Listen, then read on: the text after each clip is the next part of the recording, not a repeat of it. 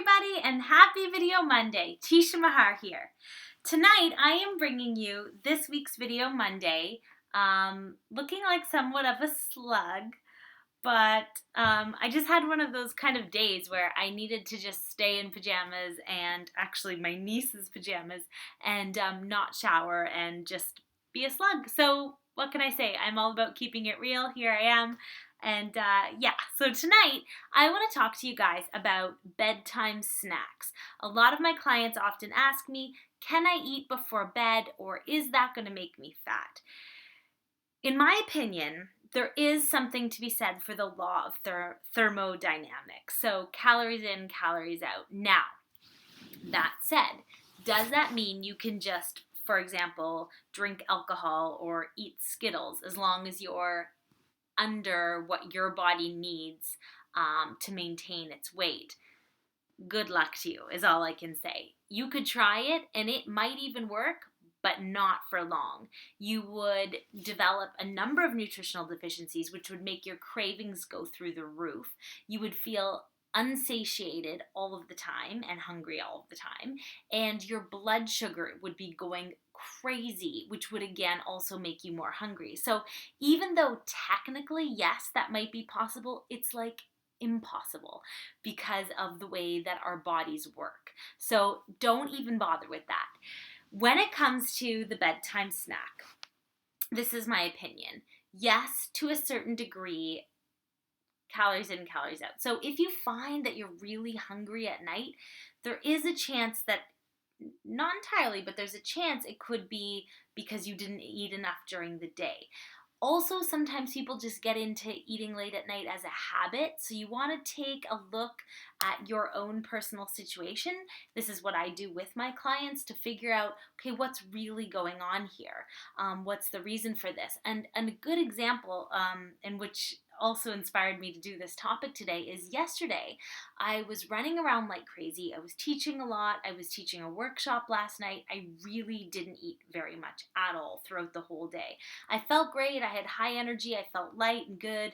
I was probably running off, some of the previous days, food stores, whatever. But last night, when I went to bed at about like 11 o'clock, I could not sleep. I was laying there and I just felt all wired and weird, and I was clearly, the adrenaline from the day had worn off, and I realized how hungry I was.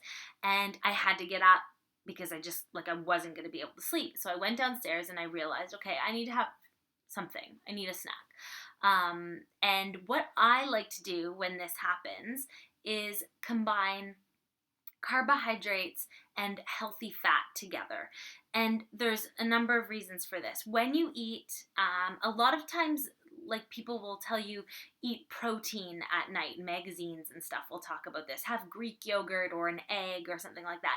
But protein actually requires a lot of energy to digest, but it also is very stimulating. It usually gives people energy. So protein is actually not the best bedtime snack, in my opinion.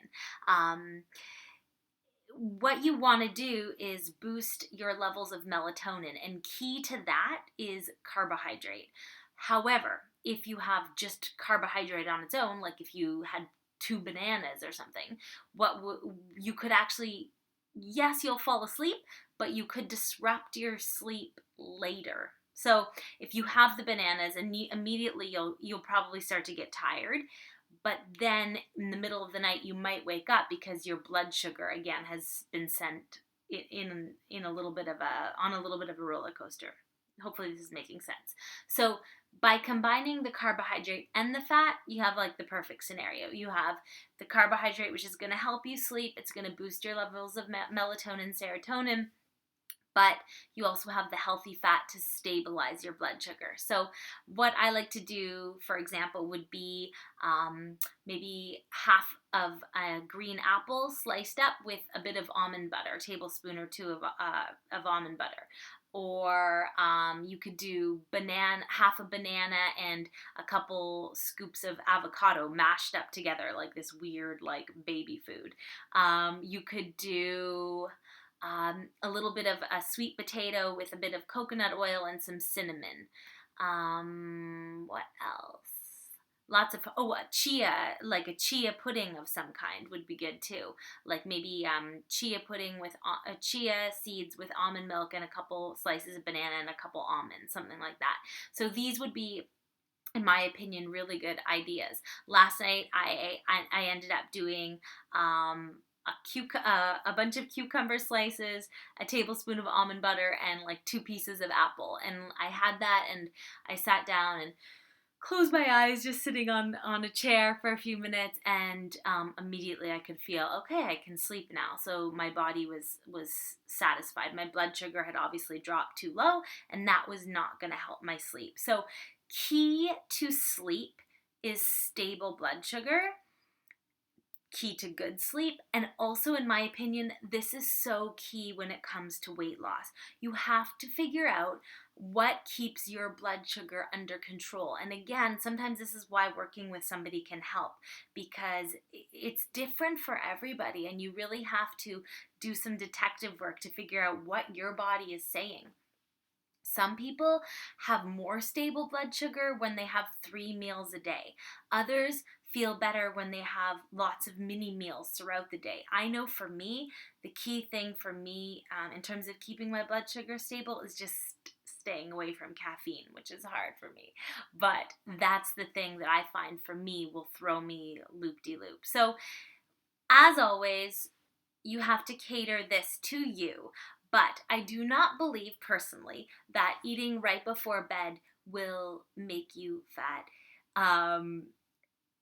If you were to eat 3-4 huge bowls of oatmeal before bed, yes, that would likely cause a little bit of weight gain for a whole variety of reasons. You're going to disrupt your sleep. You're going to disrupt your blood sugar levels for the next day.